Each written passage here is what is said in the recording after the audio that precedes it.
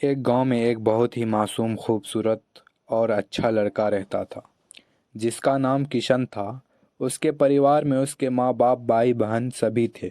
लेकिन दुख की बात यह थी कि उसके माँ बाप बहुत ही ज़्यादा गरीब थे। इतना गरीब कि बड़ी मुश्किल से उसका गुजारा हो पाता था। लेकिन किशन पढ़ने में बहुत तेज और समझदार था, और वह गांव के सरकारी स्कूल में पढ़ता था। एक दिन की बात है, किशन को एक लड़की को देखते ही उससे प्यार हो गया। यानी उससे पहली नज़र में वो प्यार कर बैठा था। उसकी दिल की गहराइयों में वो लड़की पूरी तरह से उतर चुकी थी, और उस लड़की का नाम दिव्या था। दिव्या एक अमीर घर की इकलौती लड़की थी। अब किशन दिव्या को छुप छुप कर देखने लगा, लेकिन एक दिन दिव्या ने ऐसा करते उसे देख लिया। मगर दिव्या ने उसे कुछ भी नहीं कहा, क्योंकि किशन था ही इतना मासूम। अब किशन धीरे धीरे दिव्या के प्यार में इतना खो गया कि उसका ना तो पढ़ाई में मन लगता था और ना ही उसे खाने पीने का होश था। वह 24 घंटे ही उसी के ही प्यार में खोया रहता। खैर, दिन तो जैसे तैसे उसका कट ही जाता था, मगर रात भर वह बिस्तर पर करवट बदलता रहता कि कब सुबह हो और उसकी एक झलक देखे। अगर एक दिन भी वह लड़की उसे नजर नहीं आती तो वह अकेले में जाकर रोने लगता था। धीरे धीरे उसका प्यार बढ़ता ही गया, और उसने दिव्या से अपने प्यार का इजहार करने की कोशिश की, मगर कर नहीं पाया। कई बार उसके नाम प्रेम पत्र लिखा, लेकिन वह उसे दे नहीं पाया, क्योंकि उस लड़की के नज़दीक जाते ही उसका दिल जोर जोर से धड़कने लगता और वह घबरा कर अपना इरादा बदल देता था। शायद उसके मन में एक डर था कि कहीं वह इनकार न कर दे या उसे नाराज ना हो जाए। वह किसी भी कीमत पर दिव्या को खोना नहीं चाहता था। देखते ही देखते 3 साल बीत गए, मगर वह अपने प्यार का इजहार ना कर सका। किशन काफ़ी शर्मीला लड़का था, शायद इसलिए वह अपने प्यार का इजहार नहीं कर पा रहा था। और वैसे भी लड़का गरीब और लड़की अमीर थी, शायद यही सोचकर उसकी अपने प्यार का इजहार करने की हिम्मत ही नहीं हुई। मगर उसका प्यार एकदम सच्चा और पवित्र था। उसने कभी भी उस लड़की को बारे में कभी गलत नहीं सोचा। एक दिन दिव्या ने उसे रास्ते में ही रोक कर पूछा कि तुम्हारा नाम किशन है। उसने कहा, हाँ। अच्छा, तुम हमेशा ही दूर से क्यों देखते रहते हो? क्या तुम मुझसे कुछ कहना चाहते हो? इस बात से किशन डर गया और बोलने में हड़बड़ाने लगा। तभी दिव्या बोली, तुम बहुत मासूम और अच्छे भी हो।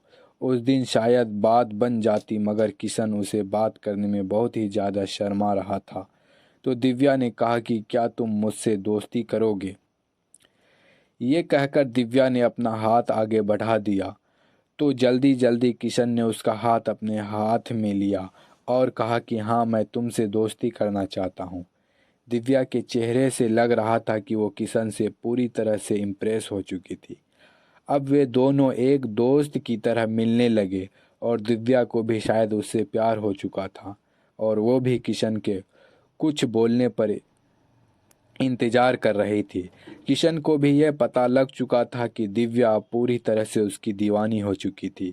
बस उसे प्रपोज करने की ही देर थी। मतलब दोनों को एक दूसरे से बेहद प्यार हो चुका था। तभी एक दिन किशन के पिताजी बहुत ही बीमार हो गए, और वैसे भी अब काफ़ी बुजुर्ग हो चुके थे, इसलिए उनसे काम कोई भी उम्मीद नहीं थी।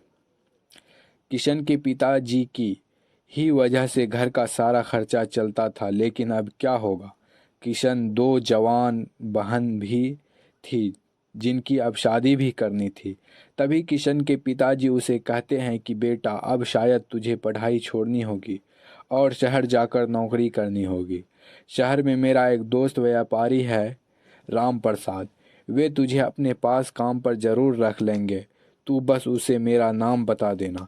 मेरा नाम सुनते ही वे तुझे काम पर रख लेगा और तनख्वाह भी अच्छी दे देगा। परिवार के दुख देखकर किशन शहर जाना ही पड़ा। किशन अपने गरीब परिवार के लिए शहर में कमाने तो चला गया, लेकिन अब उसका हाल जल बिन मछली किए हो गई।